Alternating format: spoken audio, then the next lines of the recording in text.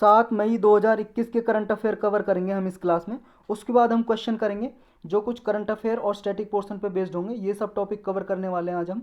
First topic है अपना विनकोव 19।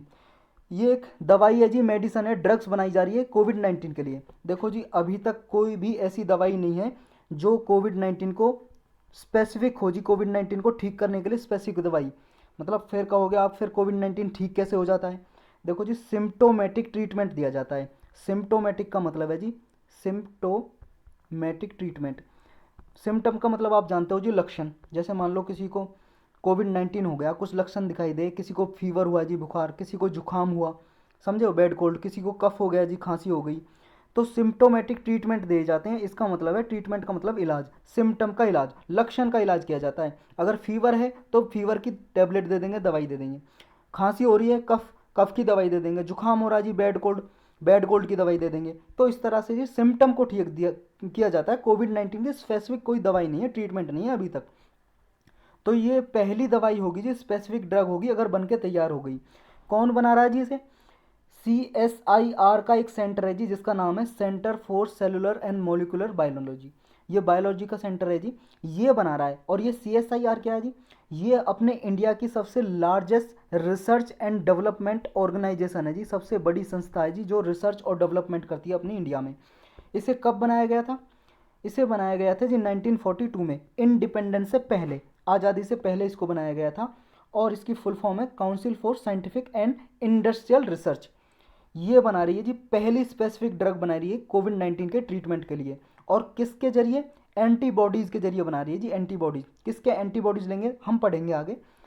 इसको जी अप्रूवल दे दी गई है ट्रायल करने के लिए। किसने, कौन देता है हमारी कंट्री में? अगर किसी ड्रग, कोई ड्रग है जी, मान लो दवाई है, मेडिसन, उसको या तो आपको ट्रायल करना है या फिर आपको वो अप्रूवल देना है कि हाँ, इस दवाई को हमारे इंडिया में यूज कर सकते हैं किसी बीमारी को ठीक करने के लिए। तो उसको अनुमति कौन देता है? कौन कहता है कि हाँ अब कर सकते हो? सहमति कौन देता है, अप्रूवल कौन देता है जी?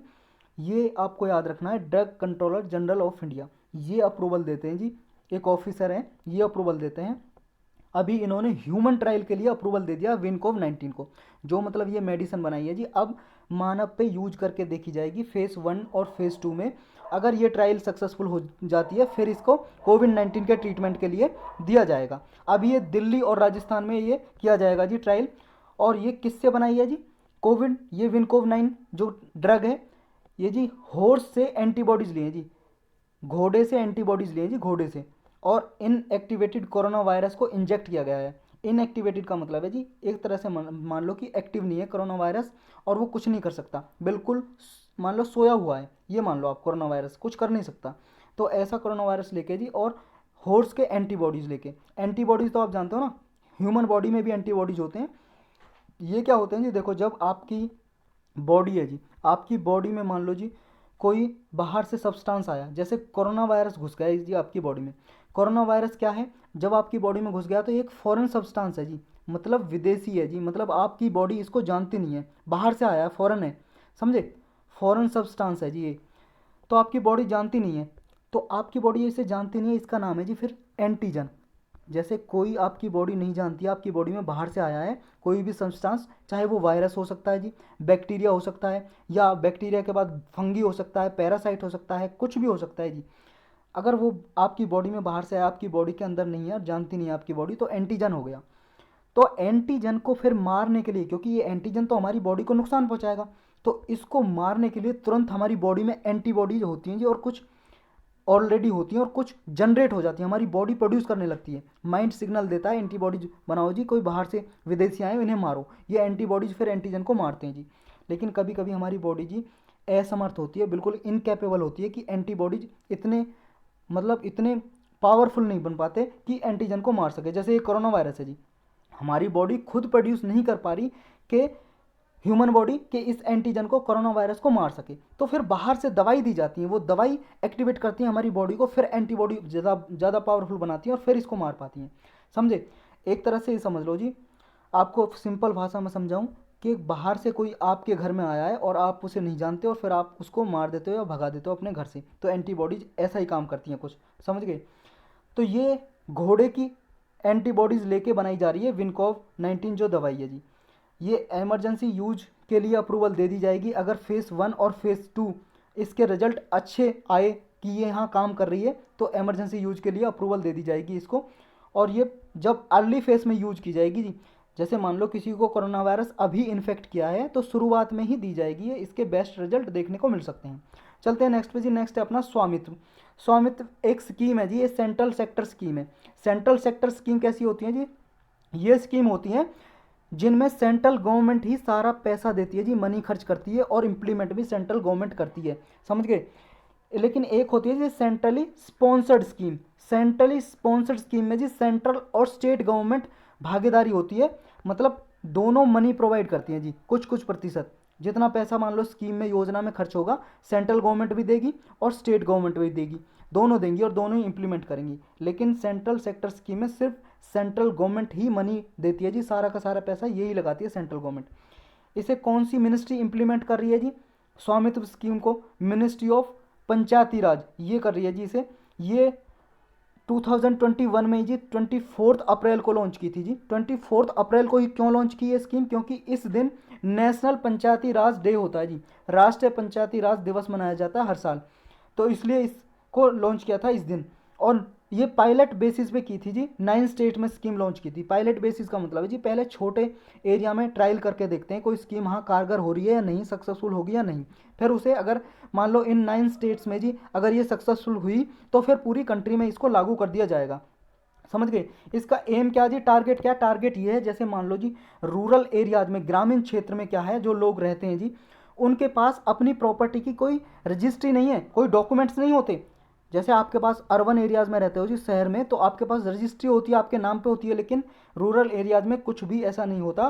तो इसको रजिस्टर करने के लिए ये स्कीम चलाई गई जी, प्रॉपर्टी राइट देने के लिए लोगों को, रूरल जो रेजिडेंट है, निवासी हैं, उनको देने के लिए।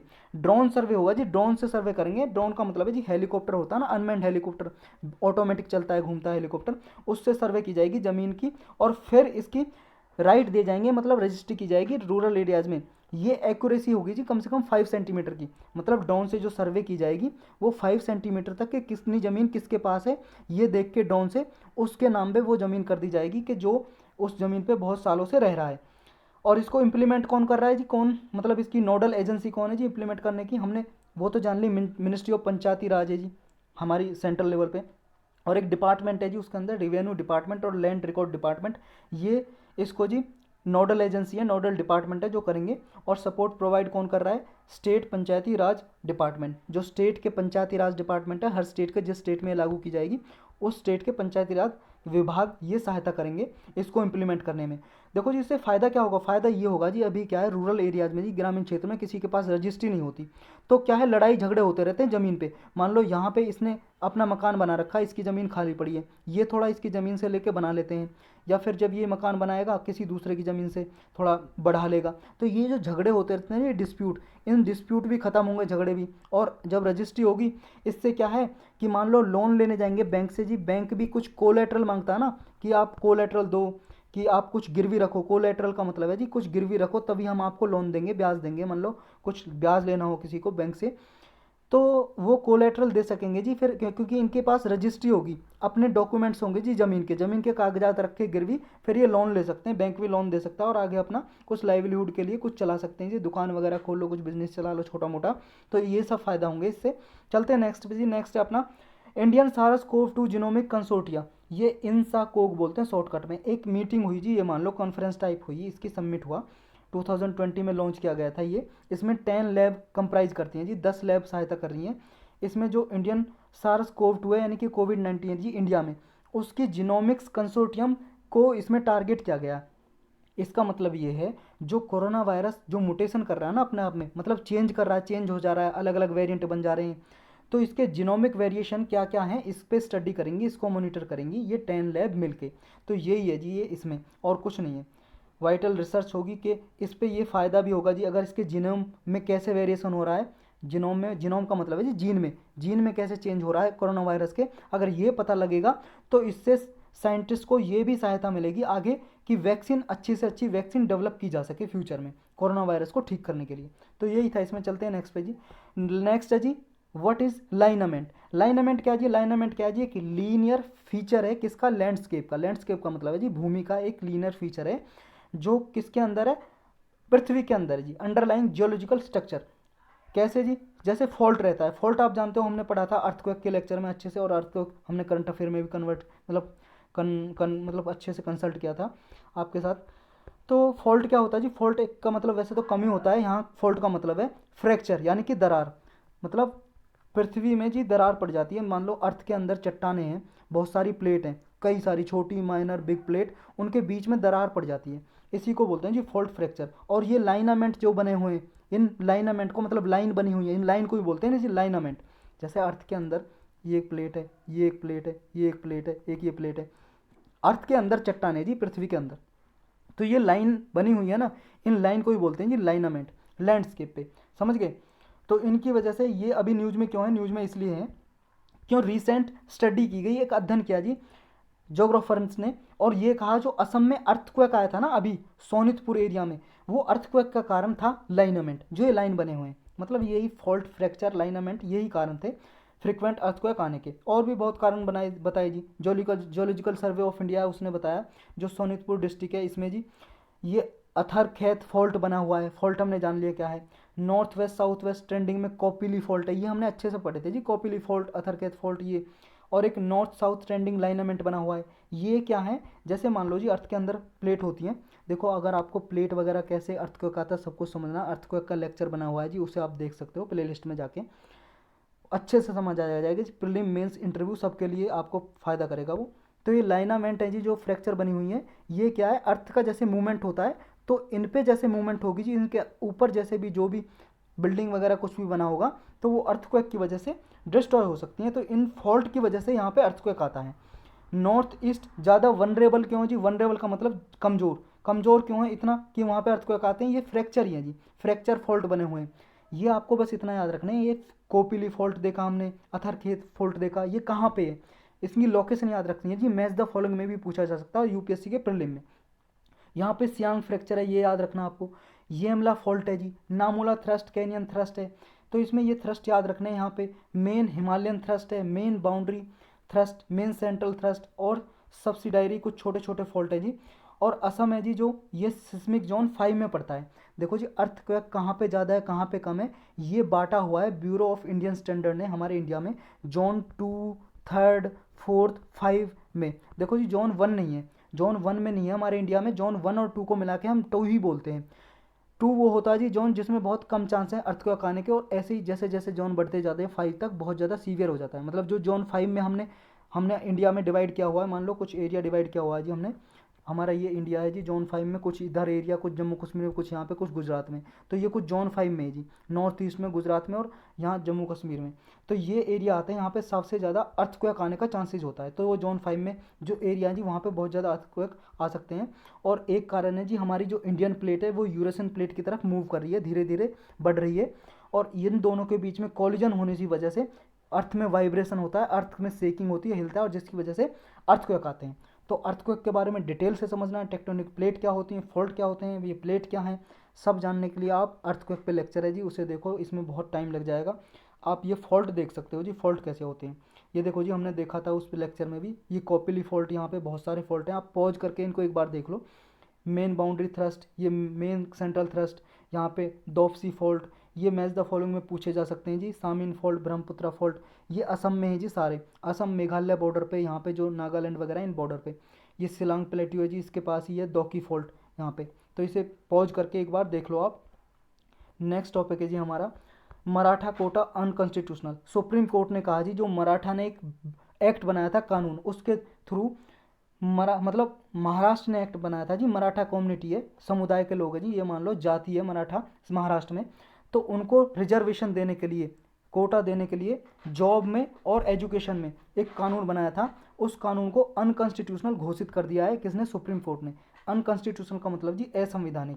5 जज की कॉन्स्टिट्यूशनल बेंच बैठी थी जी, जिसने स्टक डाउन कर दिया। स्टक डाउन का मतलब है जी कैंसिल कर दिया, रद्द कर दिया। मराठा ने जो मराठा ये लॉ था जी, मराठा को रिजर्वेशन देता था, जो महाराष्ट्र का लॉ था, ये क्या कहा जी, लॉ क्या था 2018 में जी, मराठा कम्युनिटीज़ को जी महाराष्ट्र स्टेट ने socially and educational backward act बना के, Maharashtra state socially and educational backward act, पूरा नाम ये है, ये एक्ट बनाया जिसके थ्रू मराठा कम्युनिटी है जी उसको राइट दिए गए, मतलब एक तरह से रिजर्वेशन दिया गया स्टेट में, समझे, मतलब जॉब में और किस में, एजुकेशन में। तो मराठा जो कम्युनिटी को रिजर्वेशन वाला एक्ट बनाया था महाराष्ट्र स्टेट में, असेंबली और काउंसिल ने भी पास कर दिया जी, अप्रूव कर दिया था 2018 में, और रिजर्वेशन देना शुरू भी कर दिया था। आपको पता है असेंबली और काउंसिल भी है महाराष्ट्र में, यानी कि विधानसभा भी है जी और विधान परिषद भी है, दो हाउस है, यानी कि बाई कैमरल हाउस है जी। बाई कैमरल का मतलब है जी दो हाउस हैं, जैसे हमारे सेंट्रल लेवल पे दो हाउस है ना, लोकसभा और राज्यसभा, तो ऐसे ही स्टेट लेवल पे भी दो हाउस हैं जी। सिर्फ 6 स्टेट में है जी हमारे कंट्री में, और बाकी के स्टेट में नहीं है। कौन कौन से 6 स्टेट हैं जी जिनमें बाई कैमरल हाउस है? बाई कैमरल मतलब दो हाउस हैं, विधानसभा भी और राज्यसभा भी। विधानसभा को बोलते हैं जी इंग्लिश में स्टेट लेजिस्लेटिव असेंबली, और विधान परिषद को state legislative council, Vidhan Parishad को। कौन कौन से 6 स्टेट हैं जी? ऊपर से आओ जी, मैप में देखो, यूपी बिहार, यहाँ पे यूपी बिहार है जी, ये मान लो, मैप बनाई देता हूँ मैं, ये है जी मैप इंडिया का, मान लो ये मैप है, यहाँ पे यूपी बिहार दो स्टेट हो गए जी, महाराष्ट्र कर्नाटक ये दो स्टेट हो गए, तेलंगाना और आंध्र प्रदेश ये दो स्टेट हो गए। ये 6 स्टेट हैं जी जिनमें दो हाउस है, बाई कैमरल हाउस है। तो इसमें भी महाराष्ट्र में दो हाउस हैं जी, उन्होंने अप्रूवल दे दिया था, गवर्नर ने भी दे दिया था, और ये एक्ट बन गया था। इसने 12 और 13% रिजर्वेशन दी थी, 12% एजुकेशन में, 13% जॉब में। यानी कि मान लो 100 सीट निकलेंगी जी, उन 100 सीट में से 12%, मान लो 100 एजुकेशन में निकली है जी, किसी मान लो आईआईटी में एडमिशन लेना, 100 सीट हैं टोटल, तो 100 में से 12% महाराष्ट्र में मराठा कम्युनिटी को दी जाएंगी एजुकेशन में। और अगर मान लो जी कोई जॉब निकली है, मान लो तहसीलदार की जॉब निकली है जी, तहसीलदार में टोटल सीट 100 है, और 100 में से 13 सीट मराठा कम्युनिटी के लिए रिजर्व होंगी, कि उनमें सिर्फ जो कॉम्पीट करेंगे, पास होंगे, मराठा कम्युनिटी के लोग ही उसमें जॉब में आएंगे। तो ये दी थी जी। तो इस तरह से जी टोटल जो रिजर्वेशन है महाराष्ट्र में हो गया था, इंक्रीज हो गए 64% एजुकेशन में, और 65% हो गया था आपके जॉब में टोटल। तो जुडिशियल इंटरवेंशन क्यों की, मतलब जुडिशरी ने जी, कोर्ट ने इंटरवेंशन क्यों किया? देखो जी, ये पहले बॉम्बे हाई कोर्ट में ये केस गया, बॉम्बे हाई कोर्ट में ये एक्ट जो बनाया गया है महाराष्ट्र ने, ये महाराष्ट्र में चैलेंज किया, किसी ने पिटीशन डाली कि ये रिजर्वेशन दी गई है मराठा कम्युनिटी को, वो गलत है। तो बॉम्बे हाई कोर्ट ने कहा कि पहले इस जो एक्ट में दी गई थी जी 16% रिजर्वेशन दी गई थी मराठा कम्युनिटी को, लेकिन बॉम्बे हाई कोर्ट ने इसको रिड्यूस कर दिया था 12% और 13%, 12% एजुकेशन के लिए, 13% जॉब के लिए। तो ये कहा कि इतना परसेंट दे सकते हो आप, 16% नहीं दे सकते। लेकिन फिर ये एक्ट क्या जी इम्प्लीमेंट कर दिया गया, जब महाराष्ट्र के जो बॉम्बे हाई कोर्ट है उसने कह दिया हाँ जी इतनी रिजर्वेशन दे दो, लेकिन रिजर्वेशन 50% से ज़्यादा चली गई। 50% से ज़्यादा क्यों गई और इसका मतलब है, पूरा समझेंगे जी अभी हम, पहले भी हमने समझा हुआ है। तो ये एक्ट जी इम्प्लीमेंट किया गया, मराठा स्टूडेंट्स के लिए एजुकेशन इंस्टीट्यूट और जॉब में कोटा दे दिया गया। सितंबर 2020 में जी मराठा रिजर्वेशन को दोबारा से फिर चैलेंज किया गया सुप्रीम कोर्ट में। सुप्रीम कोर्ट ने इसे इम्प्लीमेंट करने से स्टे लगा दिया जी, इस पे मतलब प्रतिबंध लगा दिया कि अभी ये लागू नहीं होगा, और इसको जी इस केस को रेफर कर दिया चीफ जस्टिस ऑफ इंडिया को, सुप्रीम कोर्ट ने लार्जर बेंच के लिए। तो चीफ जस्टिस ऑफ इंडिया ने अभी ये डिसीजन सुनाया जी, ये अनकॉन्स्टिट्यूशनल है, ये जो रिजर्वेशन दी गई है, और इसको रद्द कर दिया रिजर्वेशन को। अब रिजर्वेशन को रद्द क्यों किया, कैसे किया, उसका कारण है जी इंदिरा साहनी का जजमेंट। इंदिरा साहनी का जजमेंट है जी 1992 में सुप्रीम कोर्ट ने एक जजमेंट दिया था जी, फैसला सुनाया था।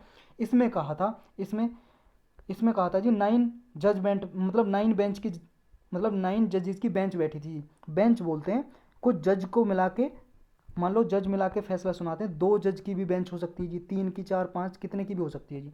लेकिन कॉन्स्टिट्यूशनल जो बेंच बैठती है जी मिनिमम उसमें 5 जज ही होते हैं, 5 जज। तो ऐसे 9 जज की एक बेंच बैठी थी जी, उसने सुनाया था फैसला 1992 में। तो इसने 2 इंपॉर्टेंट डिसीजन दिए थे जी इस केस में, Indira Sahni versus union of India, ये केस का नाम है फुल केस। इसने जो मंडल कमीशन ने रिपोर्ट दी थी ना, मंडल कमीशन बैठा था जी एक हमारे इंडिया में, मंडल कमीशन ने बोला था, ये मंडल कमीशन ने कहा था कि पहले ओबीसी को रिजर्वेशन नहीं थी जी 1992 से पहले। तो इस मंडल कमीशन ने कहा था कि ओबीसी को रिजर्वेशन दी जाए, 27% रिजर्वेशन दी गई ओबीसी को, समझे। तो इसने कहा जी सुप्रीम कोर्ट ने कि हाँ मंडल कमीशन सही है, 27% आप ओबीसी को दो जी, अदर बैकवर्ड क्लास को रिजर्वेशन। किसके बेस पे? इसने कहा कि रिजर्वेशन देंगे जी क्योंकि हमारे संविधान में सोशली और एजुकेशनली बैकवर्ड जो क्लास है उनको रिजर्वेशन दिया जाएगा, ये बेस है। सोशली और एजुकेशनली, मतलब जो सामाजिक और शैक्षणिक रूप से पिछड़ा हुआ है, बैकवर्ड है, उसी को रिजर्वेशन देंगे। सेकंड कहा कि आप रिजर्वेशन जब दोगे तो रिजर्वेशन देने में 50% की लिमिट होनी चाहिए। जैसे मान लो जी 100 सीट निकली हैं, रिक्रूटमेंट मान लो यूपीएससी का फॉर्म भर रहे हो आप, 100 सीट निकली हैं जी, और उसमें से रिजर्वेशन सीट कितनी रहेंगी, सिर्फ 15%, मतलब 50%, 50%। जैसे मान लो जी अभी किस किस को रिजर्वेशन है, SC ST OBC और आपके मान लो जी इनको वर्टिकल रिजर्वेशन है जी, वर्टिकल रिजर्वेशन दी गई है इन कम्युनिटी को। वर्टिकल का मतलब है जी जैसे 100 सीट हैं तो डायरेक्टली 50% सीट से ज़्यादा रिजर्वेशन वर्टिकल नहीं दी जाएगी डायरेक्टली। जैसे मान लो जी ST को रिजर्वेशन दी गई है 7.5% के लगभग अराउंड इनकी पॉपुलेशन के अनुसार, और SC को जी दी गई है 15% के लगभग, और इसको दी गई है जी OBC को लगभग 27% के लगभग, समझे। तो ये कितना हो जाता है जी, लगभग 49.5% हो जाता है। ये है जी वर्टिकल रिजर्वेशन, यानी कि डायरेक्टली आपने 50% से लगभग नीचे रखी है रिजर्वेशन, तो ये रिजर्वेशन दी गई है जी। तो इसकी लिमिट भी निर्धारित की थी किसने, सुप्रीम कोर्ट ने, कि 15%, 50% से ज़्यादा नहीं दोगे, 50% से। लेकिन हाँ कोई एक्सेप्शनल सर्कमस्टेंसेज है, सर्कमस्टेंसेज का मतलब है जी सिचुएशन है, कोई स्थिति आ गई एक्सेप्शनल, कोई ऐसी स्थिति आ गई जी जरूर ये 50% से ज़्यादा देना, और कोई कम्युनिटी बहुत ही ज़्यादा पुअर है, गरीब है, उस कम्युनिटी को आप इस लिमिट को तब आप क्रॉस कर सकते हो, 50% से ज़्यादा दे सकते हो। जैसे जी तमिलनाडु में दी हुई है 69% रिजर्वेशन है तमिलनाडु में, तो ये एक्सेप्शन केस है जी। ऐसे ये सुप्रीम कोर्ट ने खुद अपने जजमेंट में कहा था कि एक्सेप्शनल सर्कमस्टेंसेज में ये क्रॉस की जा सकती है लिमिट 50% की, समझ गए। तो ये वर्टिकल रिजर्वेशन तो आप समझ गए ना, वर्टिकल रिजर्वेशन का मतलब है जी, मतलब डायरेक्टली आपने 50% से नीचे रिजर्वेशन दी। और एक होता है जी हॉरिजॉन्टल रिजर्वेशन। हॉरिजॉन्टल का मतलब है जी रिजर्वेशन के अंदर ही रिजर्वेशन। जैसे मान लो जी वुमन को रिजर्वेशन है, उसमें हॉरिजॉन्टल जैसे होती है, मान लो टोटल वुमन को रिजर्वेशन दीजिए, मान लो लोकल पंचायत बॉडीज़ में जी जैसे रिजर्वेशन दी जाती है PRI में, पंचायती राज इंस्टीट्यूशन में 33%, 33% में जी रिजर्वेशन होगी। जैसे मान लो SC ST को भी रिजर्वेशन है जी, किसमें, लोकल पंचायत के इलेक्शन होते हैं PRI के, इनमें क्या जी जो रिजर्वेशन दी गई है SC ST को, उनकी वुमन भी होंगी। मान लो कोई SC ST से वुमन भी कोई पंचायती राज इलेक्शन में जी सरपंच का इलेक्शन जीत गई, और उनमें कोई मतलब कोई गांव वगैरह में रिजर्वेशन दी गई है SC ST को, और उनमें मान लो जी कोई वुमन जीत गई पंचायत, मतलब सरपंच बन गई जी, और वहाँ पे रिजर्वेशन दी गई थी। तो ये वुमन जो है जी चाहे आपकी जनरल कैटेगरी से हो या SC से हो, समझे, या ST से हो, तो वो वुमन में काउंट होगी। टोटल रिजर्वेशन 33% है ना वुमन की रिजर्वेशन, तो 33% सारी वुमन को मिला के काउंट की जाएगी, समझ गए। चाहे SC की हो, ST की हो, OBC की हो, चाहे आपकी माइनॉरिटी की हो, चाहे जनरल कैटेगरी की हो, तो सबको मिला के ये से बोलते हैं जी हॉरिजॉन्टल। तो ये अब आते हैं जी अपने एक्ट पे। ये सुप्रीम कोर्ट ने मराठा का लॉ स्टक डाउन क्यों किया, इसमें इशू क्या था। देखो दो कारण तो ये हमने इंदिरा साहनी के पढ़े, दो लिमिट बताई थी, मंडल कमीशन को रिपोर्ट को जारी किया था, मतलब अपहेल्ड किया था मंडल कमीशन को। अपहेल्ड करने का मतलब होता है जी, ये अपहेल्ड किया था मंडल कमीशन की रिपोर्ट को सुप्रीम कोर्ट ने इस जजमेंट में। अपहेल्ड का मतलब है जी सपोर्ट करना, जैसा मतलब इस कमीशन ने कहा इसको सपोर्ट किया, कहा कि हाँ लागू होगा, और 50% की लिमिट रख दी। लेकिन ये मराठा क्यों रखा जी, क्योंकि मराठा एक जो लॉ पास किया गया था इसको स्टक डाउन क्यों किया, क्यों कैंसिल किया सुप्रीम कोर्ट ने, क्योंकि सुप्रीम कोर्ट ने तो खुद अपने डिसीजन में कहा था कि एक्सेप्शनल केस हो सकता है जी, कि जैसे तमिलनाडु में दी गई है 69%, तो मराठा के एक्ट को क्यों किया, ये स्टक डाउन क्यों कैंसिल किया मराठा के एक्ट को, इसलिए किया जी। सुप्रीम कोर्ट ने कहा ये सेपरेट रिजर्वेशन है जी मराठा कम्युनिटी के लिए, जो आर्टिकल 14 को वॉयलेट करती है, और 21 को, राइट टू इक्वलिटी को और राइट टू लाइफ को, जो ड्यू प्रोसेस ऑफ लॉ है जी, उसको वॉयलेट करती है, उल्लंघन करती है। उल्लंघन क्यों करती है जी, तमिलनाडु का क्यों नहीं करता है उल्लंघन, क्योंकि 69% दी है। मराठा के क्यों करता है, क्योंकि इसने तो सिर्फ 64 और 65% दी थी रिजर्वेशन, इसलिए करता है जी। क्योंकि देखो ये जानेंगे आर्गूमेंट, इसमें कहा था कि मराठा कम्युनिटी क्या है जी, यहाँ पे है जी, इसे बाद में जानेंगे हम, पहले ये कब पढ़ते हैं कि जो मराठा कम्युनिटी का लिमिट इसको वॉयलेट करता है। और तो मराठा कम्युनिटी ने, जो महाराष्ट्र गवर्नमेंट है उसने क्या आर्गूमेंट दी, महाराष्ट्र गवर्नमेंट ने आर्गूमेंट ये दी जी, इसने कहा देखो इंदिरा साहनी का केस है उसे लार्जर बेंच को भेजा जाए। ये 9 जज बेंच ने सुनाया था इंदिरा साहनी का जो केस है जी 1992 में केस, उसको 11 जज की बेंच को भेजा जाए और डिसीजन को दोबारा से इसको रिकंसिडर किया जाए। ये महाराष्ट्र गवर्नमेंट ने कहा सुप्रीम कोर्ट से, ये जवाब दिया, क्योंकि ये कॉन्स्टिट्यूशन को जी जो ये डिसीजन लिया गया था ये आर्बिट्ररी था, मतलब अपनी मर्जी से लिया था जी, कोई कॉन्स्टिट्यूशन में दिया नहीं गया था 50% की लिमिट, ये ऐसा कहना था महाराष्ट्र गवर्नमेंट का। तो ये जजमेंट है जी, ये खुद इस जजमेंट में कहा था, महाराष्ट्र गवर्नमेंट ने कहा सुप्रीम कोर्ट से कि खुद इस जजमेंट में कहा था सुप्रीम कोर्ट ने कि एक्सेप्शन केसेस में हम रिजर्वेशन 50% की लिमिट को क्रॉस कर सकते हैं, जैसे तमिलनाडु ने किया हुआ है। तो ये महाराष्ट्र गवर्नमेंट का जवाब था। लेकिन फिर कोर्ट ने क्या कहा, कोर्ट ने क्या किया, what has the court said on revisiting the 1992 judgement, कि महाराष्ट्र गवर्नमेंट ने जब कहा कि 1992 के जजमेंट को रिविजिट किया जाए, कि लार्जर बेंच बैठाई जाए 11 जज की दोबारा से, तो कोर्ट ने कहा जी, सुप्रीम कोर्ट ने, कि देखो रिविजिट करने की कोई ज़रूरत नहीं है। और जो 50% का था ये भले ही आर्बिट्ररी था, मतलब अपनी मर्जी से जज ने सुनाया था, लेकिन अभी ये कॉन्स्टिट्यूशनली रिकॉग्नाइज कर दिया गया है कि अब 50% की लिमिट होनी चाहिए। और फिर एक्सेप्शनल केस में क्यों नहीं हो सकता महाराष्ट्र का, क्योंकि जब तमिलनाडु का है जी 69% दिया हुआ है, उसमें 50% की लिमिट क्रॉस की गई है, तो मराठा कम्युनिटी को क्यों नहीं दिया गया, ये लिमिट क्यों क्रॉस नहीं की गई? इसलिए नहीं की गई जी क्योंकि मराठा कम्युनिटी क्या है, सुप्रीम कोर्ट ने कहा Maratha community dominant forward class है जी, बैकवर्ड क्लास नहीं है, पिछड़ी हुई जाति नहीं है।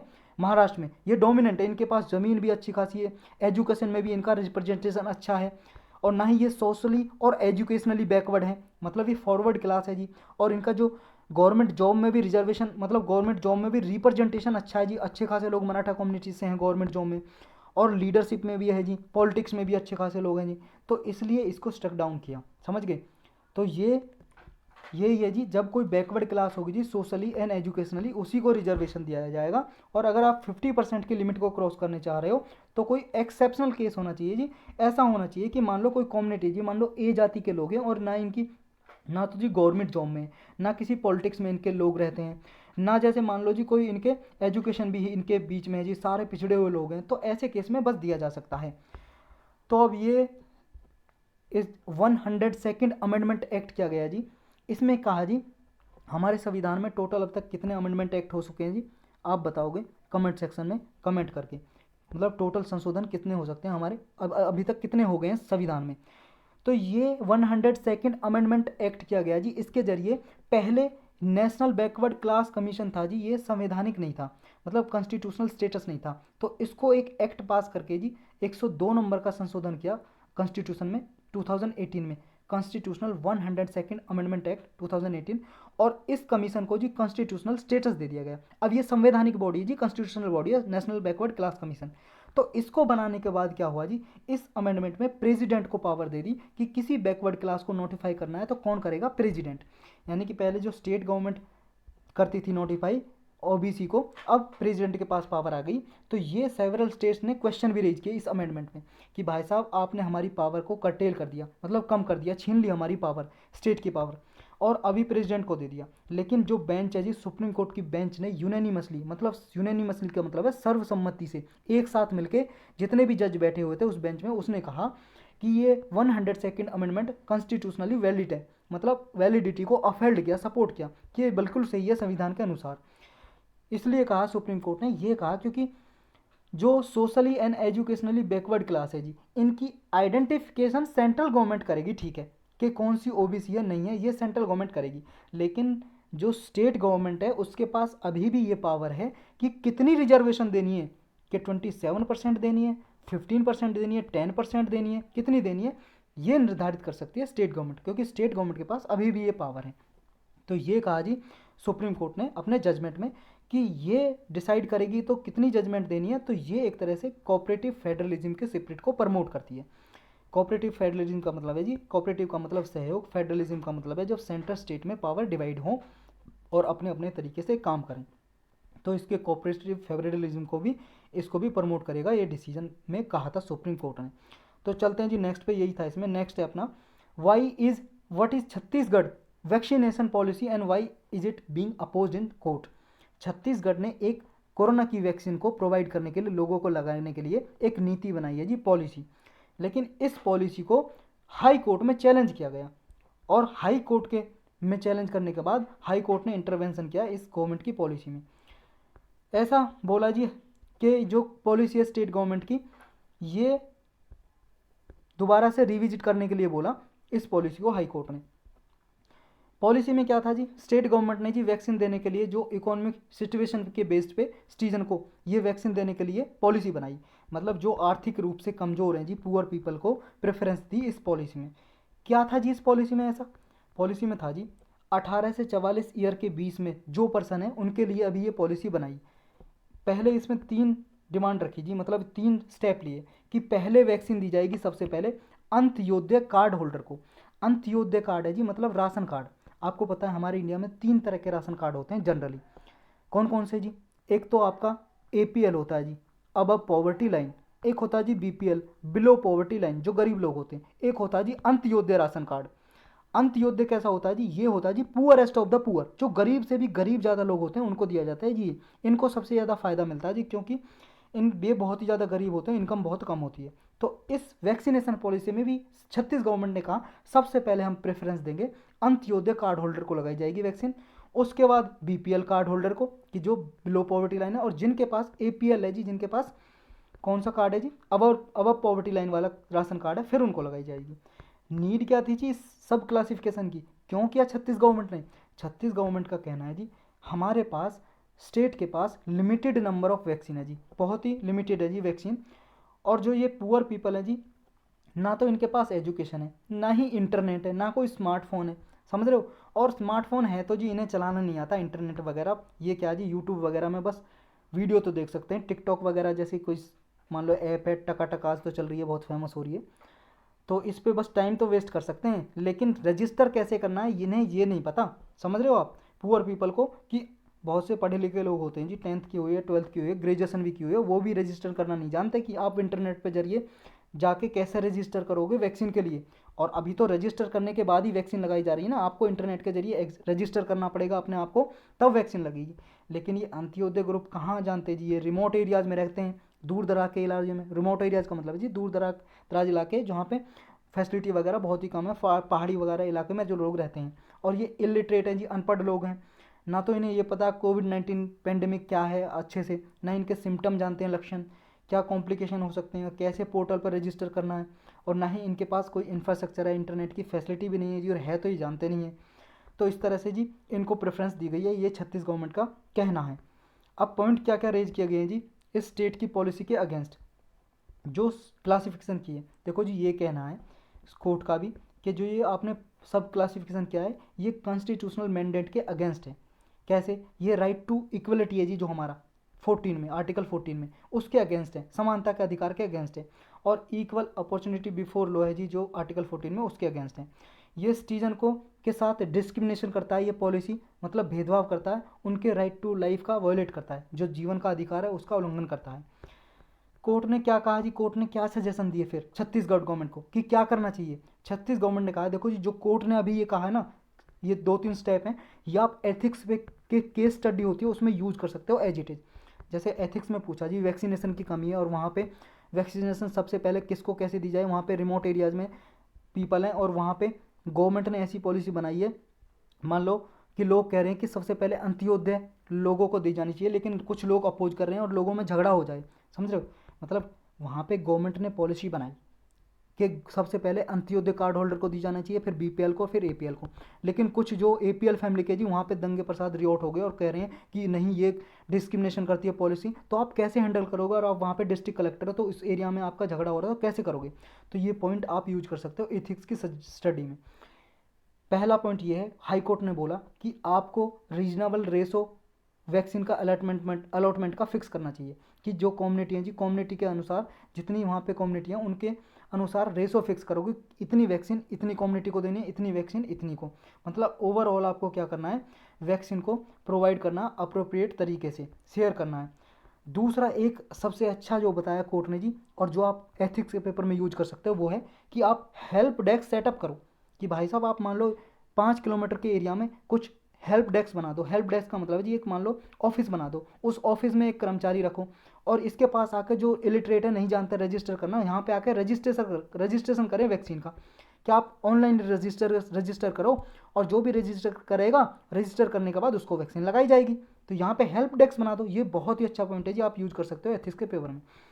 नेक्स्ट ये अंत्योदय कार्ड होल्डर क्या होता है हम ऑलरेडी जान चुके हैं, आप पॉज करके यहाँ पढ़ सकते हो जी। Poorest of the poor people होते हैं जी, इनको स्पेसिफिक राइस, वीट और अनदर राशन के आइटम दिए जाते हैं जी, चावल गेहूँ मंथली प्रोवाइड किए जाते हैं।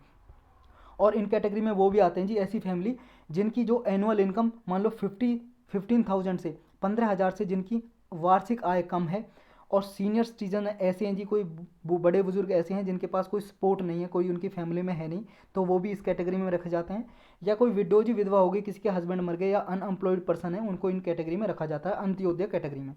चलते हैं नेक्स्ट पे जी, इतना ही था इसमें। नेक्स्ट है जी अपना export of organic millets. Millet क्या होता है जी? देखो, ऑर्गेनिक मिलेट का मतलब है जो बिना केमिकल के, बिना खाद, जो यूरिया डीएपी के डाले, इंसेक्टिसाइड वगैरह डाले, जो खेती की जाए, कृषि की जाए मिलेट की, उसे बोलेंगे ऑर्गेनिक मिलेट। मिलेट क्या होता है जी? मिलेट में आते हैं मोटे अनाज, जैसे आपके रागी हो गया जी, रागी, बाजरा हो गया आपका, या आपके हो गए जी मक्का हो गया आपका, मक्का, मक्का बोलते हैं जी कॉर्न को, जो आप कॉर्न खाते हो ना उसको, तो ये हो गया। तो ये आते हैं जी मोटे अनाज में, समझ गए। ज्वार हो गया आपका, ज्वार भी मोटे अनाज में, ये मिलेट में आते हैं। तो इसको एक्सपोर्ट करने के लिए, अभी बूस्ट करने के लिए स्टेप लिए हैं कुछ। कौन से, कहाँ से जी? हिमालय एरिया से। हिमालय के एरिया में जो मिलेट उगाया जाता है किसानों का, इसको डेनमार्क की कंट्री है जी यूरोप में, उसमें एक्सपोर्ट किया जाएगा, इसलिए न्यूज़ में है। देखो जी, कई बार पिछले 2-3 साल के यूपीएससी के पेपर उठा के देखो, प्रीलिम मेंस के, उनमें मिलेट से लेके बहुत क्वेश्चन पूछे हैं जी। और स्पेसिफिक क्रॉप पे कभी पल्सेस के बारे में पूछ लेता है, कभी ऑयल सीड के बारे में पूछ लेता है, कभी जी आपके कॉटन के बारे में, कभी जूट के बारे में। तो ये आपको याद रखने हैं मिलेट के भी। इसको इम्प्लीमेंट कर रहे हैं जी। इसका जो एक्सपोर्ट है, मतलब हमारे भारत से निर्यात किया जाएगा, सेल की जाएगी डेनमार्क में, इसको प्रमोट कर रहे हैं जी। इम्प्लीमेंट कौन करेगा? अपेडा। अपेडा एक अथॉरिटी है जी, इसके बारे में डिटेल से जानेंगे हम लास्ट में, बस ये जान लो, एक अथॉरिटी है, इसकी फुल फॉर्म है agriculture and processed food product export development authority, मतलब एक ऑर्गेनाइजेशन है, संस्था है, बस इतना समझ लो अभी। ये किस किस को प्रमोट करेगी जी, किस किस का एक्सपोर्ट करेगी? उत्तराखंड से करेगी जी, जो उत्तराखंड के किसान उगाते हैं रागी, यानी कि फिंगर मिलेट बोलते हैं इंग्लिश में, और झिंगोरा, और इसको इंग्लिश में बोलते हैं बर्न यार्ड मिलेट। ये कैसे होते हैं जी? आप देख सकते हो, इस इमेज में देख सकते हो आप, ये देखो जी, ये रागी है, रागी इस तरह का प्लांट होता है जी, इसका कुछ इस तरह का। और ये जी आपका झिंगोरा, ये झिंगोरा ऐसा होता है जी कुछ, इसका प्लांट भी इस तरह का होता है। ये मिलट होते हैं जी, समझे, मिलट होते हैं। अब ये प्रमोट करने के लिए बोला है जी, ये प्रमोट करेगा अपेडा। प्रेजेंटली जो ऑर्गेनिक प्रोडक्ट हैं जी, वो प्रोड्यूस की जाते हैं, प्रोसेस्ड की जाते हैं, पैक किए जाते हैं, और लेबल लगाया जाता है उन पे कि इनकी ये ऑर्गेनिक प्रोडक्ट हैं। ऊपर लेबल लगा दिया जाता है जी पैकेट के अंदर, मतलब पैकेट के बाहर, अंदर तो कैसे दिखाई देगा पैकेट के, पैकेट में प्रोसेस्ड किया गया है जी, मतलब जो पैकेट के अंदर ये रागी वगैरह पैक किए गए हैं, उसके पैकेट के ऊपर लेबल लगा देंगे कि हाँ ऑर्गेनिक फूड है। और ये प्रोग्राम रिक्वायरमेंट किसके अंदर है जी? एक प्रोग्राम चला हुआ है इंडिया ने, national programme for organic production. इसके अंतर्गत ये प्रोसेसिंग की जाती है किसी ऑर्गेनिक फूड की, और उसके पैकेट के ऊपर लेबल लगाया जाता है इस प्रोग्राम के अंतर्गत। ये प्रोग्राम क्या है जी? ये प्रोग्राम स्टार्ट किया था जी 2001 में। एक एक्ट बनाया हुआ है गवर्नमेंट ने, foreign trade development and regulation act 1992, इसी के अंदर ये प्रोग्राम चलाया था 2001 में। इसको भी इम्प्लीमेंट कौन करता है? अपेडा ही करता है जी, जो ये एक्सपोर्ट प्रमोशन कर रहा है ऑर्गेनिक फूड का। ऑर्गेनिक फूड तो आप समझ ली गए ना, ऑर्गेनिक फूड बिना खाद के जो फूड उगाया जाता है, इंसेक्टिसाइड और फर्टिलाइजर के बिना, केमिकल फर्टिलाइजर के बिना। फर्टिलाइजर का मतलब है जी खाद। तो ये जो प्रोग्राम है जी आपका national programme for organic production, ये कवर करता है जी क्रॉप को और उनके प्रोडक्ट को, या जैसे कोई लाइव स्टॉक हो जी, पशु वगैरह की, या फिर पोल्ट्री, मतलब पशु का प्रोडक्ट हो जी, वो भी ऑर्गेनिक होना चाहिए। मतलब जो पशु हैं उनको ऑर्गेनिक फॉडर, यानी कि चारा ऑर्गेनिक, बिना केमिकल से उगाया हुआ चारा खिलाया हो, और तब उनका दूध निकाला हो, प्रोडक्ट वगैरह उनको बेचना। या फिर पोल्ट्री प्रोडक्ट हो जी, पोल्ट्री का मतलब है जी मुर्गी मुर्गा जो पालते हैं, उनका कोई प्रोडक्ट है जी, उनको आप बेच रहे हो अंडे वगैरह को, वो भी ऑर्गेनिक होने चाहिए। या फिर एक्वाकल्चर, फिश वगैरह, फिशिंग जो होती है वो भी ऑर्गेनिक। और एपीकल्चर है जी हनी बी का जो कल्टीवेशन करते हैं, मतलब मधुमक्खी जो पालते हैं, उसको बोलते हैं एपीकल्चर। तो इन सबको प्रमोट करती है जी इस प्रोग्राम में, नेशनल प्रोग्राम है जी जो ऑर्गेनिक प्रोडक्ट का, इसको प्रमोट करते हैं, एक्सपोर्ट करते हैं इस प्रोग्राम के अंतर्गत। इसको जो हमारा ये प्रोग्राम है जी NPOP, national programme for organic product, इसको यूरोपियन यूनियन और स्विट्जरलैंड ने भी सर्टिफिकेशन दे दिया, मतलब रिकॉग्नाइज किया हुआ है कि हाँ इस प्रोग्राम के अंतर्गत जो भी आप प्रोडक्ट एक्सपोर्ट करते हो, आप हमारी कंट्री में कर सकते हो, यूरोप में और स्विट्जरलैंड में। यूरोप में ही आता है जी स्विट्जरलैंड भी। तो इन्होंने रिकॉग्नाइज किया गया है कि आप एक्सपोर्ट कर सकते हो अनप्रोसेस्ड प्लांट प्रोडक्ट को भी, मतलब आपने प्रोसेस भी नहीं किया हुआ, मान लो ये रागी उगाई जी, आपने बिना प्रोसेस किए, मतलब पैकेट में पैक तो करते ही हैं इसे, लेकिन कुछ प्रोसेसिंग करनी होती है, साफ़ वगैरह करते हैं ना इसे खेत में से उगाने के बाद, तो बिना प्रोसेस किए भी आप हमारे यहाँ पे बेच सकते हो विदाउट एनी सर्टिफिकेशन। ये रिकॉग्नाइज किया हुआ है यूरोप ने भी। और यूनाइटेड किंगडम भी हमारे यहाँ से जी करता है, कुछ प्रोडक्ट को इंपोर्ट करता है। तो इंडियन जो ऑर्गेनिक प्रोडक्ट है वो एक्सपोर्ट होता है यूनाइटेड किंगडम में भी। पोस्ट ब्रेग्जिट फेज, ब्रेग्जिट का मतलब है यूरोपियन यूनियन से अलग हो गया जी यूनाइटेड किंगडम, ब्रिटेन, और इसके बाद भी ये एक्सपोर्ट, हमारा एक्सपोर्ट होता है इंडिया से यहाँ ब्रिटेन में। ये प्रोग्राम है जी NOP, NPOP, मतलब नेशनल प्रोडक्ट फॉर और national programme for organic product, इसको रिकॉग्नाइज दी हुई है फसई ने भी। फसई एक अथॉरिटी है जी, ये 2006 में एक एक्ट बनाया था, food safety and standard authority act, उसके अंतर्गत ही इस एक्ट को इम्प्लीमेंट करने के लिए 2011 में ये अथॉरिटी बनाई जी। मतलब स्टैट्यूटरी अथॉरिटी है जी, स्टैट्यूटरी बॉडी है, सांविधिक संस्था है, क्योंकि एक्ट के जरिए बनाई गई है। कोई एक्ट के जरिए बनती है तो सांविधिक संस्था हो गई। इस फसई ने भी इसको पहचान दी हुई गई है जी। ये पूरे ट्रेड को रेगुलेट करती है जी, ऑर्गेनिक प्रोडक्ट के ट्रेड को डोमेस्टिक मार्केट में, मतलब फूड वगैरह के लिए स्टैंडर्ड्स, नियम वगैरह क्या होने चाहिए, ये नियम वगैरह बनाती है फसई। तो इसने भी रिकॉग्निशन दी गई है इस प्रोग्राम को। तो जो भी ऑर्गेनिक प्रोडक्ट होते हैं जी इस प्रोग्राम के अंतर्गत, वो उन्हें सर्टिफिकेशन लेने की ज़रूरत नहीं है इंडिया से, मतलब इंडिया में जब कहीं बाहर से जाएगा, इसको रिकॉग्नाइज दी हुई है जिन कंट्रियों ने।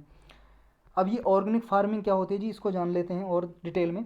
देखो फसई के अकॉर्डिंग, जो फसई ये संस्था है इसके अकॉर्डिंग क्या है, ऑर्गेनिक फार्मिंग ऐसी होती है जो बिना किसी सिंथेटिक एक्सटर्नल इनपुट के यूज की जाती है। जैसे जी केमिकल फर्टिलाइजर हो गए, केमिकल जो खाद यूज की जाती है, यूरिया DAP वगैरह डाला जाता है, या फिर पेस्टिसाइड, जो इंसेक्ट वगैरह को, कीड़े मकोड़ों को मारने के लिए आप जो डालते हो ना केमिकल इंसेक्ट पेस्टिसाइड, उनको ना यूज किया जाए। सिंथेटिक हार्मोन या फिर कोई जेनेटिक मॉडिफाइड ऑर्गेनिज्म भी यूज ना करो, मतलब कोई आप ऐसी GM ऑर्गेनिज्म यूज ना करो। तो बिना इनके यूज के सिर्फ गोबर खाद यूज करो जी आप। गाय भैंस का जो गोबर होता है ना, काऊ का डंग होता है, डंग, डंग का मतलब है जी गोबर, DUNG।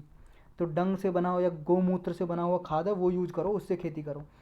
कुछ इनिशिएटिव लिए गए जी ऐसे इंडिया ने।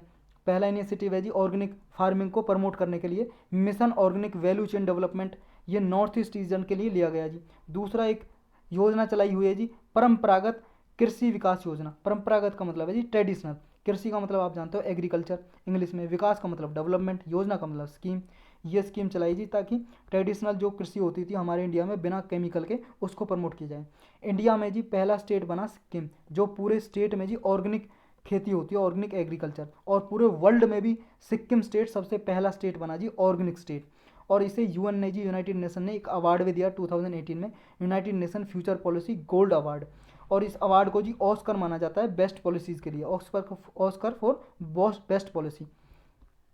नेक्स्ट क्या जी, इंडिया के एक्सपोर्ट का स्टेटस क्या, ऑर्गेनिक फूड का मतलब कहाँ कहाँ पे कितना बढ़ा है, कितना इंक्रीज हुआ लास्ट ईयर से। देखो जी 2020-21 का जो डेटा देखें हम, अप्रैल और फरवरी का, मतलब 2020 अप्रैल से लेके फरवरी 2021 तक डेटा देखें, तो हमारा जो ऑर्गेनिक प्रोडक्ट का एक्सपोर्ट है वो इंक्रीज हुआ है 51% से ज़्यादा, लगभग 7,700, मतलब 7,078 करोड़ रुपए का एक्सपोर्ट किया है इंडिया ने ऑर्गेनिक प्रोडक्ट का। ये इंक्रीज हुआ लास्ट टाइम से। अगर लास्ट टाइम 2019-20 का हम देखें तो 39% था जी फूड प्रोडक्ट, जो ऑर्गेनिक फूड प्रोडक्ट का एक्सपोर्ट था। हम क्या क्या करते हैं जी, मेजर कॉमोडिटी है जी ऑयल केक मील। ऑयल केक मील क्या होता है, इसे हिंदी में बोलते हैं जी खल, जो भैंस को खिलाई जाती है जी खल। और ऑयल केक मील मतलब किस लिए, ताकि उसकी दूध की जो प्रोडक्टिविटी है ना, मिल्क प्रोडक्टिविटी बढ़ सके। मतलब पहले अगर एक भैंस जो बफेलो है जी, अगर 5 लीटर दूध दे रही है, इसको खिलाने के बाद उसका दूध बढ़ जाता है, मतलब 6 लीटर देगी, कुछ ऐसा होता है जी ऑयल केक मील। देख सकते हो आप, ये जी खल आपने देखी हो, अगर रूरल ग्रामीण एरिया में रहते हो, भैंस पालते हो, तो ज़रूर देखी होगी, ज़रूर जानते होगे। लेकिन इंग्लिश में इसका नाम आपको अभी पता लगा होगा शायद, ऑयल केक मील बोलते हैं जी इसे। और कौन कौन सी कॉमोडिटी है जी जो करते हैं हम एक्सपोर्ट, ऑयल सीड है जी, कुछ फ्रूट पल्प हैं जी, फ्रूट मतलब फ्रूट हैं जी, कुछ प्यूरीज हैं जी, कुछ सीरियल हैं, मिलट हैं, मिलट हमने देखा क्या है, स्पाइसीज हैं जी, कुछ मसाले, टी भी, चाय भी करते हैं जी, कुछ मेडिसिनल प्लांट हैं जी, दवाई बनती है जिन पौधों से, उनको भी करते हैं जैसे उनके प्रोडक्ट को। कुछ ड्राई फ्रूट करते हैं जी, कुछ हम जैसे बादाम वगैरह हो गए जी ड्राई फ्रूट, या चने वगैरह हो गए जी, या आपके आते हैं मतलब जैसे काजू वगैरह, किशमिश वगैरह, ये भी हम करते हैं। शुगर, पल्स, कॉफ़ी, ये हम प्रोडक्ट क्या जी ऑर्गेनिक प्रोडक्ट एक्सपोर्ट करते हैं। लगभग 58 कंट्रीज़ को करते हैं जी हम, USA, European union, Canada, great Britain, Australia, Switzerland, Israel, south Korea, इनको हम करते हैं। अब जानते हैं जी ये क्या है, agriculture processed food product export development authority, यानी कि अपेडा क्या है। इसको एस्टेब्लिश किया गया था जी एक एक्ट बना के, एक्ट बनाया था इसी नाम से जी, इसके अपेडा के नाम से जी, अपेडा एक्ट 1985 का। इस एक्ट के जरिए इसको एस्टेब्लिश किया गया, मतलब कानून से बना के बनाई है ये, तो इसलिए स्टैट्यूटरी बॉडी होगी, यानी कि सांविधिक संस्था होगी जी ये। और जो मान लो कॉन्स्टिट्यूशन से बनाई होती है जी, उसे बोलते हैं कॉन्स्टिट्यूशनल बॉडी, संविधान में जो दी हुई है। जैसे आपका फाइनेंस कमीशन हो गया जी, ये कॉन्स्टिट्यूशनल बॉडी है जी। जैसे यूपीएससी भी एक कॉन्स्टिट्यूशनल बॉडी है जी, कॉन्स्टिट्यूशन में दी हुई है, जिसका आप तैयारी कर रहे हो। तो ये किसके अंडर काम करती है जी, ये APEDA ministry of commerce and industry के अंडर काम करती है जी। और इसका हेडक्वार्टर यानी कि मुख्यालय न्यू दिल्ली में है जी। इसका काम क्या है जी, इसकी रिस्पॉन्सिबिलिटी यही है कि एक्सपोर्ट को प्रमोशन करना है जी, ज़्यादा से ज़्यादा एक्सपोर्ट हो हमारे इंडिया से, मतलब एक्सपोर्ट ज़्यादा से ज़्यादा बढ़े, ज़्यादा से ज़्यादा निर्यात हो किसी भी प्रोडक्ट का, fruit, vegetable, meat product, dairy product, alcoholic या नॉन एल्कोहलिक बेवरेजेस। बेवरेजेस का मतलब है जी जो पीने वाले पेय पदार्थ होते हैं, ड्रिंकेबल, जैसे आपका कोल्ड ड्रिंक हो गया, दूध हो गया, टी, ये सारे बेवरेज बोलते हैं इनको। तो इसको काम सौंपा गया जी, ये जितना भी इम्पोर्ट होता है शुगर वगैरह का, बाहर से हम इम्पोर्ट करते हैं, तो उसकी भी रिस्पॉन्सिबिलिटी है इसकी, अपेडा की, कि इसको मॉनिटर करें। तो ये सारे काम है जी अपेडा के। अब हम करेंगे जी क्वेश्चन। पहला क्वेश्चन है जी हमारा, कुछ स्पेस स्टेशन हम के बारे में हमने पढ़ा था जी, कई बार अलग से लेक्चर भी लिया था, इसके बारे में कुछ आपको स्टेटमेंट दी हैं, आपको करेक्ट बतानी है जी कौन सी है स्पेस स्टेशन के रिगार्डिंग। जो स्पेस स्टेशन है जी, ये लार्ज स्पेस क्राफ्ट है, मतलब लार्ज स्पेस क्राफ्ट है जी, सैटेलाइट वगैरह, ये लार्ज, बहुत बड़ा, जो लो अर्थ ऑर्बिट में रखा जाता है। जो इंटरनेशनल स्पेस स्टेशन है, ये पहला फुली फंक्शनल स्पेस स्टेशन था जो 5 स्पेस एजेंसी ने मिलकर बनाया था। ये फर्स्ट था क्या, ये ISS। नेक्स्ट है जी, जो ओनरशिप और use of international space station की है, वो इंटर गवर्नमेंटल ट्रीटीज़ के जरिए और एग्रीमेंट के जरिए है। ट्रीटीज़ का मतलब है संधि, एग्रीमेंट मतलब समझौता। आपको बताना जी करेक्ट कौन सी है, पहली, दूसरी या दूसरी या 1-3 या ऑल ऑफ दी अबव। देखो जी दूसरी गलत है, क्योंकि जो ISS भेजा था ना, ये 1998 में भेजा था 5 कंट्रियों ने मिलके। जैसे US से हो गया जी, अमेरिका, अमेरिका की नासा एजेंसी ने मिलके, कनाडा की एजेंसी है जी स्पेस एजेंसी, और रसिया, और तो यूरोप के कंट्री थे जी, इन्होंने मिलके 5 कंट्री थे जी जिन्होंने मिलके भेजा था ये ISS 1998 में। लेकिन इससे पहले जी सोवियत यूनियन भेज चुका था। सोवियत यूनियन US का ही नाम था जी, मतलब रसिया का नाम था जी, पहले रसिया का नाम था सोवियत यूनियन। तो रसिया ने भेजा था जी इससे पहले कितने में, 1986 में, 1986 में, जो 2001 तक चला था जी इसका स्पेस स्टेशन। तो सबसे पहले ये भेजा था इससे पहले, तो ये गलत हो जाएगा जी। तो 1-3 सही है जी, हमारा सी आंसर करेक्ट हो जाएगा। चलते हैं नेक्स्ट पे। नेक्स्ट बताना जी आपको, ये देपसेंग प्लेन्स है जी, ये डिस्प्यूटेड एरिया किस किस के बीच में, मतलब विवाद होता रहता है इस प्लेन पे। आपको बताना कहाँ पे ये एरिया, इंडिया नेपाल के बीच में डिस्प्यूट होता रहता है, क्या विवाद होता रहता है इसको लेके, India China, India Bhutan, India Pakistan. B correct answer है जी, इंडिया चाइना के बीच में होता रहता है, जम्मू कश्मीर के पास है जी ऊपर ये। नेक्स्ट बताना जी आपको स्टेटमेंट करेक्ट कौन सी है। अर्थ का जो एक्सिस है जी, रोटेशन ऑफ एक्सिस है, ये जो अर्थ की रोटेशन होती रहती है वो इस तरह से होती रहती है जैसे सन के अराउंड रिवॉल्यूशन होती है, मतलब पृथ्वी क्या जी सन के अराउंड रिवॉल्यूशन करती है, हिंदी में बोलते हैं परिक्रमण, और अपने अक्ष पे भी घूमती है, रोटेशन करती है, यानी कि घूर्णन। नेक्स्ट बोल रहा जी, जो अर्थ के एक्सिस हैं, पोल हैं, जो जैसे साउथ पोल हो गया जी, नॉर्थ पोल हो गया, ये फिक्स हैं, ये रिमेन कांस्टेंट रहते हैं, एक साथ ही रहते हैं, और ये चेंज नहीं होते। आपको बताना जी कौन सा है करेक्ट, पहला, दूसरा या दोनों गलत हैं। देखो जी अभी किया था हमने, पहले करंट अफेयर में भी किया था, ये अच्छे से किया था, बिल्कुल हाँ सही जवाब आपका ए आंसर हो जाएगा। दूसरा गलत है, इसमें कहा फिक्स रहते हैं पोल, क्योंकि चेंज होते रहते हैं। अभी हमने पढ़ा, मतलब कुछ दिन पहले पढ़ा था करंट अफेयर में कि लगभग 10 सेंटीमीटर ये चेंज होता रहता है पर ईयर, ऐसा साइंटिस्ट ने बोला।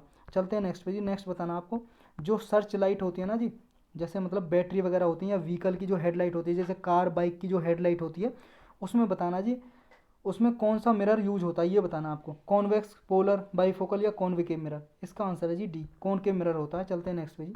नेक्स्ट बताना जी, स्टार्च का मतलब क्या है, स्टार्च क्या है इनमें से, डाइटरी फाइबर है, ग्लूकोज है, या कार्बोहाइड्रेट है, या इंडिकेटर फॉर आयोडीन के लिए इंडिकेटर है। स्टार्च बोलते हैं जी कार्बोहाइड्रेट को ही, ये फॉर्म ऑफ कॉम्प्लेक्स कार्बोहाइड्रेट की फॉर्म है जी, कॉम्प्लेक्स कार्बोहाइड्रेट की, तो ये याद रखना इसमें।